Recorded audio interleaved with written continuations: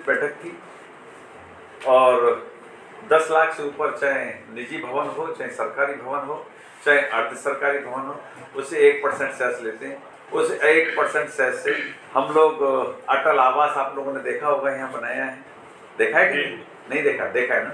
अटल आवास जैसे गरीब लोगों के लिए मूलभूत सुविधाएं हम लोग देते हैं। जैसे गरीबों का बच्चियों की शादी, गरीबों को 60 साल के हो गए तो उनको पेंशन, मतलब चाहे वो काम करते रहें फिर भी हम मजदूरों को पेंशन देते हैं 1000 और 1500। 1000 सामान्य श्रेणी का जो होता है, सामान्य श्रेणी मतलब जो आम मजदूर होता है, और जो कुशल कारीगर होता है उसको 1500 देते हैं। उसी संदर्भित जब मैं 2018 में बना था, 800 करोड़ था हमारे बोर्ड के पास, आज 10,000 करोड़ रुपये हम खर्च कर चुके हैं, 12,000 करोड़ रुपये हमारे पास जमा है। और पहले ही सरकारें, पूर्ववर्ती सरकारें इस धन का दुरुपयोग करती थी, दाएं बाएं खर्च कर लेती थी और अपने लोगों को लाभ पहुंचाती थी। हमने ऐसा नहीं किया। आदरणीय योगी जी के नेतृत्व में योगी जी ने कहा है कि इस धन का सदुपयोग होना चाहिए। जिस दिन से योगी जी की सरकार बनी है उसी दिन से हम लोगों ने तय करके 18 अटल आवास बनाए हैं। निर्धन कन्याओं का 3,32,000 का हमने विवाह किया है। और जब मैं बना था 27 लाख रजिस्टर्ड श्रमिक थे, आज 1,68,00,000 रजिस्टर्ड श्रमिक हैं जिनका वेलफेयर हम देखते हैं।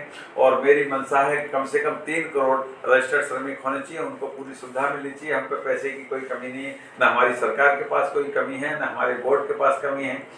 जितना भी धन हम लोग एकत्रित करते हैं तो ये समस्त कार्यदायी संस्थाएं मंडल की बुलाई थी और उसी के आधारित हम जो भी कार्य योजनाएं बनती है उसी के आधारित हमारी सरकार पुनः 37 साल बाद आदरणीय योगी जी के नेतृत्व में बनी है।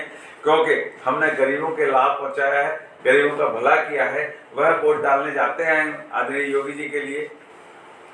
और बताइए, अटल आवासी का आप बात कर रहे थे, बस्ती का जो अटल आवासी अभी कुछ दिन पहले पूरा पानी पानी हो गया, तब जानकारी ये मिली कि लो लाइन पे बना दिए गए जल्दी में। तो बिल्कुल ठीक कह रहे हैं आपने, सही। एक हफ्ते बच्चे परेशान रहे, छुट्टी भी कर दी गई। जी, मैंने अभी कहा है, पीडब्ल्यूडी और जल निगम से कहा है इसकी तत्काल कार्य योजना बनाओ। और जो पूर्ववर्ती अधिकारियों ने ऐसा किया है तो वो पूरे उत्तर प्रदेश में एक ही ऐसा विद्यालय है जो कि नीचा बना दिया है।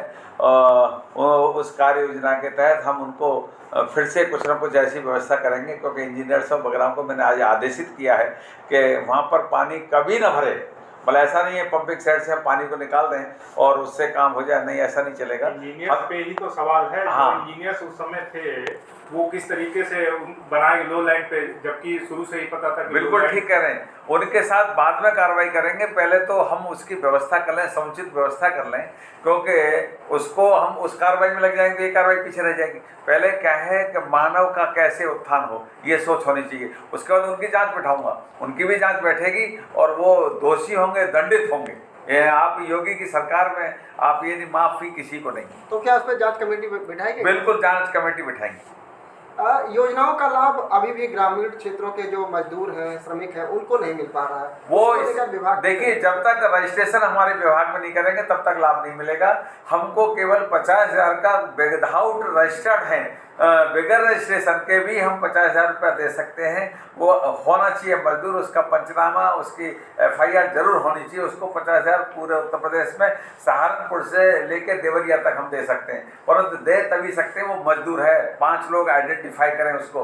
रजिस्ट्रेशन करने के लिए हम ऐड नहीं कर सकते, क्योंकि हमारे इसको विभाग को सम्मानित सुप्रीम कोर्ट डील करता है। इस कारण हमारे पास पैसा उसके लिए ऐड के लिए नहीं है, और हम आपके माध्यम से ऐड पहुंचाते हैं। और उनको एक जैसे 27 लाख जब मैं बना था 2018 में 27 लाख रजिस्टर्ड मजदूर थे, आज 1,68,00,000 रजिस्टर्ड मजदूर हैं। तो हमने भाग भाग के दौड़ के, लोकतंत्र का चौथा स्तंभ आप लोग हैं, आपके माध्यम से हमने ये इस योजनाओं का प्रचार किया है, प्रसार किया है। धन्यवाद।